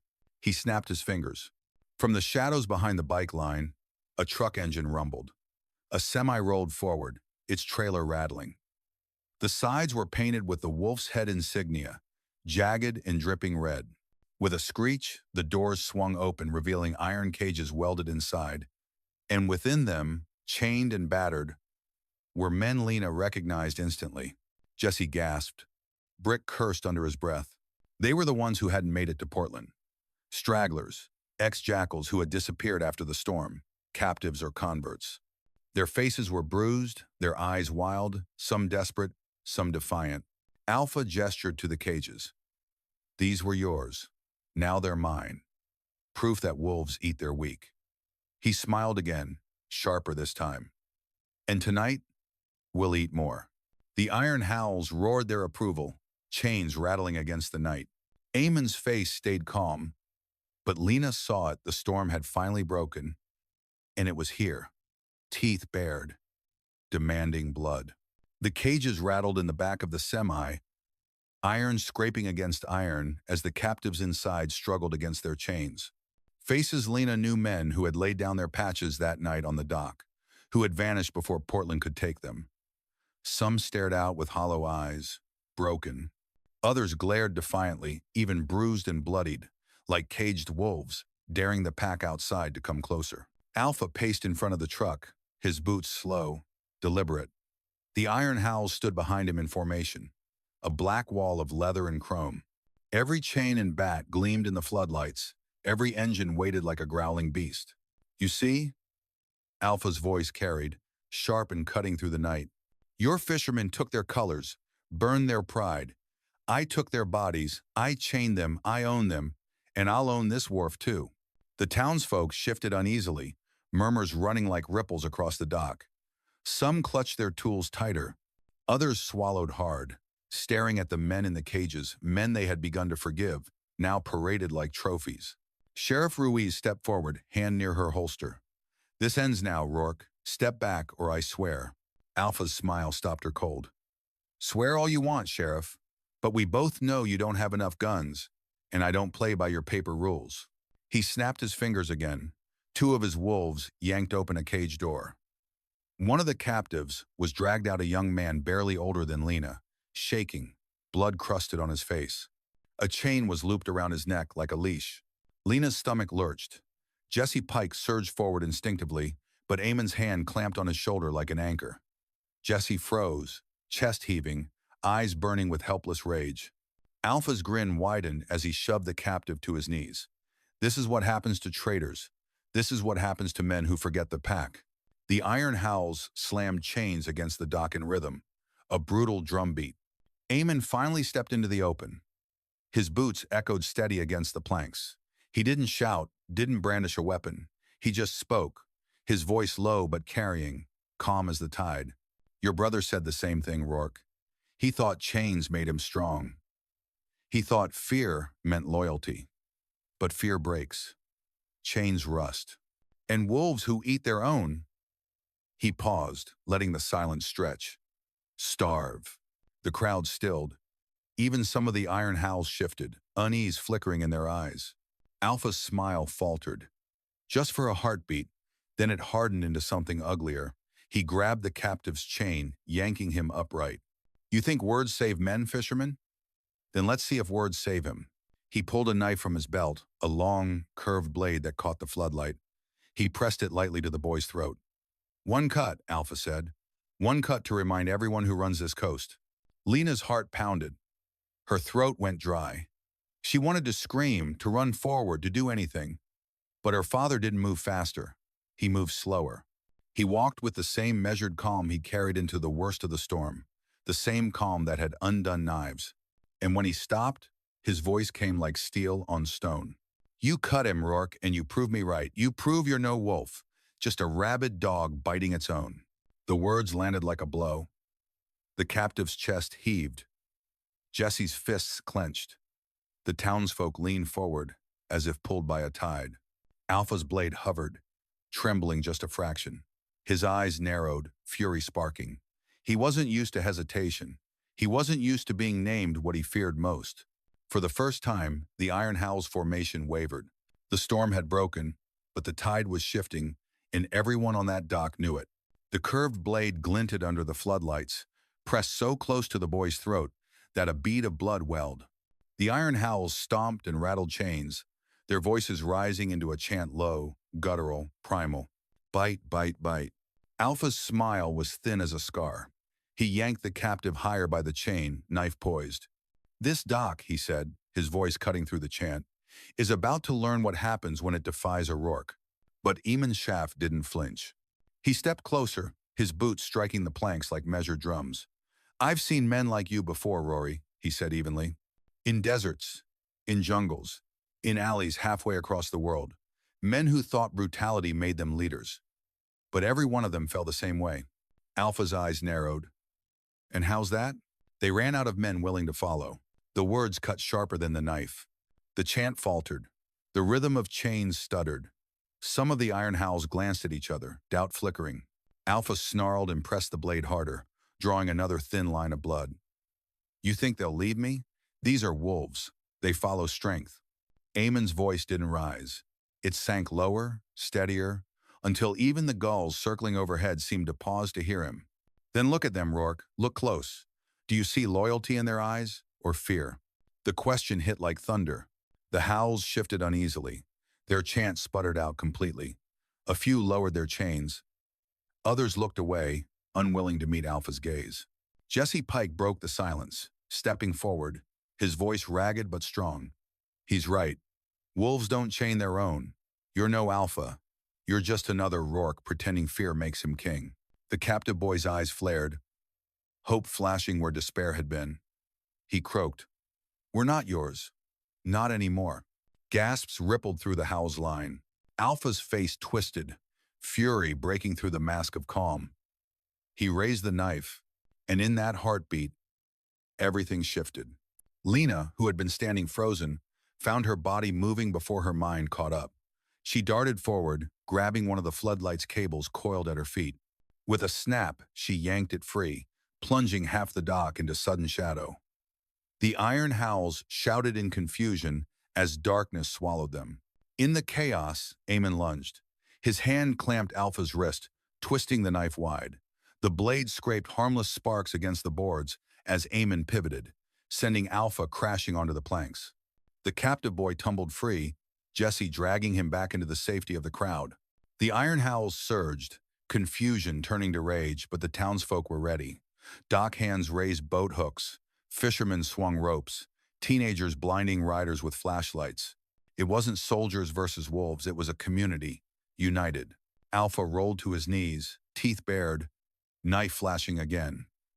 But Eamon was already there, calm in the storm, eyes cold as the sea.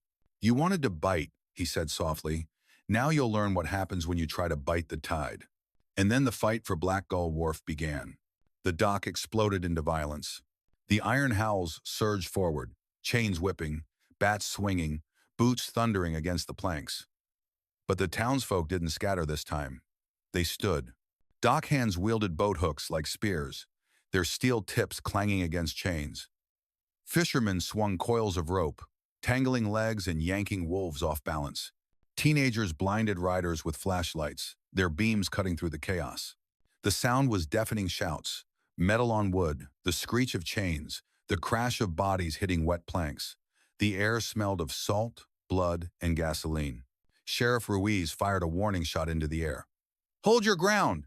she shouted, her deputies forming a line at her flanks, weapons leveled. But even with 6 guns aimed, the tide threatened to overwhelm. At the center of it all, Eamon faced Alpha Rourke.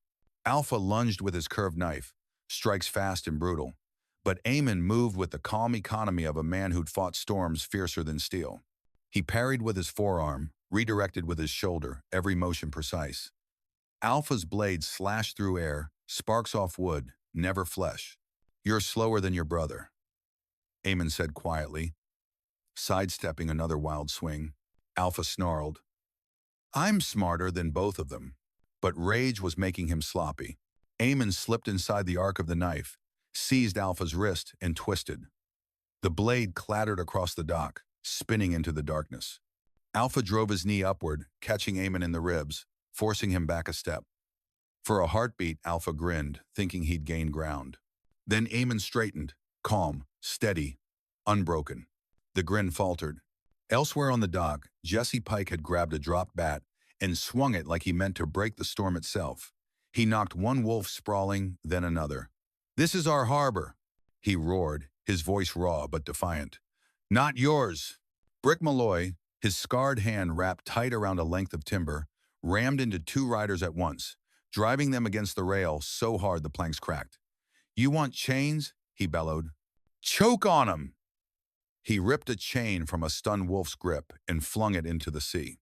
The younger wolves hesitated.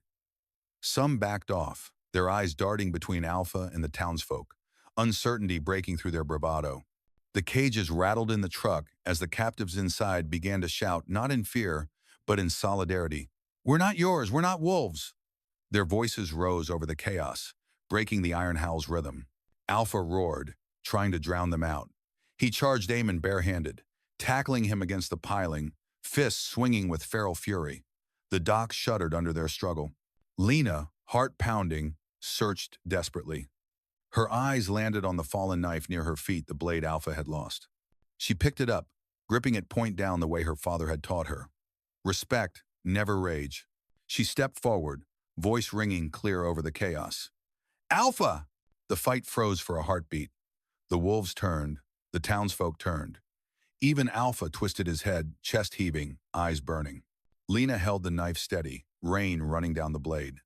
This ends here. You don't own us. You never did. The captives in the cages shouted louder. Jesse and Brick raised their weapons higher. The townsfolk surged as one, voices thundering against the night. No more. The tide had turned again. Alpha's eyes flickered, not fear, but something Lena recognized instantly: doubt. And in that doubt, Eamon struck. Alpha staggered back as Eamon's strike landed a brutal, efficient twist of the body, not wild but precise. The kind of strike that ended fights in deserts and alleys far from this dock. Alpha hit the planks hard, water spraying from puddles, his breath knocked out of him. But he wasn't finished. He rolled, snarling, scrambling for the knife Lena still held. Eamon stepped between them before Alpha could rise, planting his boots like anchors. His voice was calm, but it carried across the dock like the toll of a bell. Enough. The word cut through the storm of sound, through the clash of chains, the shouts, the groans of men locked in combat. Even the gulls circling above seemed to pause. The iron howls froze, not because they feared Alpha's command, but because in that moment they realized Alpha had lost it. You talk of wolves, Eamon said, never looking away from the man sprawled at his feet. But wolves don't eat their own. They don't chain brothers in cages. That's not strength. That's weakness wearing teeth. The cages rattled behind them, the captives shouting in unison now. We're not yours. We're not wolves. Some of the iron howls shifted uneasily. A few lowered their chains. One tore his patch from his back and let it drop into the puddles with a wet slap. Alpha's eyes blazed. He forced himself up, spit and blood staining his mouth. They follow me, he spat. They follow strength. No, Jesse Pike shouted, stepping forward. Blood streaked on his temple, but his hammer still raised. We follow purpose. We follow each other, not you. The words struck like thunder. More patches hit the ground. More wolves stepped back from the fight, their lines unraveling. Alpha roared, a sound more beast than man, and lunged one last time straight at Eamon. His fist swung wild, desperate. Eamon caught him, pivoted, and with a move as smooth as the tide itself, drove him face first into the planks. Alpha's head cracked against the wood with a hollow thud. The dock fell silent except for his ragged breathing. Eamon knelt beside him, pressing his weight down with steady force. Not rage, not revenge, just finality. You call yourself Alpha, he said quietly, loud enough for everyone to hear. But you've led no one. Tonight proves it. Sheriff Ruiz stepped forward then, her pistol drawn, deputies at her back. Rory Rourke, she declared, her voice sharp and official. You're under arrest for kidnapping, assault, racketeering, and terrorism. The words rolled across the dock like a gavel strike. The iron howls didn't move to save him. They didn't roar. They didn't bite. They stood in silence, watching the man who had called himself Alpha lie shackled on the planks. And then one of them, a young rider with eyes too tired for his age, pulled his patch free and dropped it into the puddles. Another followed, and another, until the dock was littered with snarling wolf heads drowned in rainwater. The fight was over. Lena stood trembling, the curved knife still in her grip, her father's shadow falling steady beside her. Black Gull Wharf had survived again. But this time, it wasn't just survival. It was victory. The aftermath was quieter than anyone expected. The iron howls didn't scatter like a pack without a leader. They simply stood there, drenched in rain and sweat, staring at the broken body of Rory Alpha Rourke, as Sheriff Ruiz's deputies shackled his wrists. It was as if the spell had broken the myth of the pack, the promise of strength through fear. Without it, they were just men with heavy jackets and heavier mistakes. The cages in the back of the semi rattled again. Jesse Pike and Brick Malloy rushed to them, ripping open the doors with crowbars. The captives stumbled out, some collapsing to their knees, others lifting their heads defiantly despite bruises and chains. The townsfolk surged forward, not to jeer or condemn, but to lift them, steady them, treat them as men returning rather than beasts released. Lena dropped the curved knife onto the planks, its blade clattering. She realized her hands were shaking so badly she could barely unclench her fists. Her father touched her shoulder lightly, steady, grounding. "Respect," he reminded her again. She nodded, swallowing hard. The word carried new weight now. Respect not for the blade, but for life, for choices, for what it meant to stand instead of kneel. Ruiz barked orders, her deputies moving with urgency. Evidence collected, bikes impounded, men lined up in restraints. But her face was softer than Lena had ever seen it. There was relief there, and pride. "You did more tonight than a dozen patrols and half the state police," she told Eamon quietly. "You held the line." Eamon shook his head. "The line held itself. All I did was remind them where to stand." Jesse, battered but unbowed, stepped up beside him. "You don't just remind us, Shaw. You give us something to aim for. Something we thought we'd lost." He turned to the younger wolves who had torn off their patches, now standing uncertain, shivering in the drizzle. "You've got a choice. Same as we did. You want to drown with Rourke or swim for something better?" One by one, the patches dropped. Wet leather slapped against the dock until the snarling wolf heads looked less like threats and more like flotsam. The fire was lit again, this time by the townsfolk themselves. A barrel at the edge of the dock was filled with patches, gasoline splashed over the heap, and a single flare hissed into it. Flames leapt into the night, smoke curling upward, carrying with it the last of the Iron Howl's colors. Everyone watched. No one cheered. It wasn't triumph. It was release. Lena leaned against her father, exhaustion flooding her bones. "Is it over?" she whispered. Eamon's eyes stayed on the fire. "For them, maybe, but storms don't end. They just roll further down the coast. Someone else will rise, thinking fear makes them strong." Lena's throat tightened. "Then we'll always be fighting?" Her father finally looked at her, his eyes steady, voice quiet. "Not fighting, Lena. Standing. There's a difference." And as the flames consumed the last of the wolf heads, Black Gull Wharf stood not broken, not bowed, but whole. The tide would bring more storms. But tonight, the dock had proven it could weather any that came. Dawn broke over Black Gull Wharf like a benediction. The horizon bled orange and gold. The storm clouds finally scattered, the sea turning from black iron to quicksilver. The dock was scarred, but it stood. Men limped across it with bandages on their arms. Women poured coffee into tin mugs. Children clung to their parents' coats, watching their town come back to life. The Iron Howls were gone. Some in cuffs, loaded into vans bound for county lockup. Others stripped of patches, sitting dazed at the edge of the wharf, staring into the sea as if seeing it for the first time. The cages were empty, their doors flung wide, chains coiled like shed snakeskins. Sheriff Ruiz gave her final report to state officials by radio. Her deputies were bone-tired, but alive. No graves dug this night, no names to carve into the town's memorial wall. That, she knew, was victory enough. Lena walked the dock slowly, her boots leaving wet prints on the planks. She passed Jesse Pike, who stood with Brick Malloy beside the burned-out barrel of patches. The smoke rose thin and pale now, carrying with it the smell of leather and gasoline. Jesse met her eyes, exhaustion etched deep into his face. But there was pride there, too. "You kept us standing," he told her quietly. Lena shook her head. "We all kept each other standing." Brick grinned crookedly, lifting his scarred hand. "Feels like the first time in years I stood for something worth the wait." At the far end of the dock, her father sat on a piling, watching the tide. The curved knife lay beside him, cleaned but dulled, stripped of menace. His silhouette looked carved out of the dawn, shoulders broad, posture calm, like the sea itself. Lena joined him, lowering herself onto the wet wood. For a while, they just watched the gulls wheel over the glowing horizon. Finally, she asked, "Was this the last storm?" Eamon's eyes stayed fixed on the water. "Storms never end, Lena. They just move. But a dock doesn't measure its strength by calm days. It measures by what it survives." She let the words settle, heavy and comforting all at once. Behind them, Sheriff Ruiz approached. Her hat was in her hands, her voice softer than Lena had ever heard it. "The DA will want testimony. The state'll want credit. But I'll tell them the truth.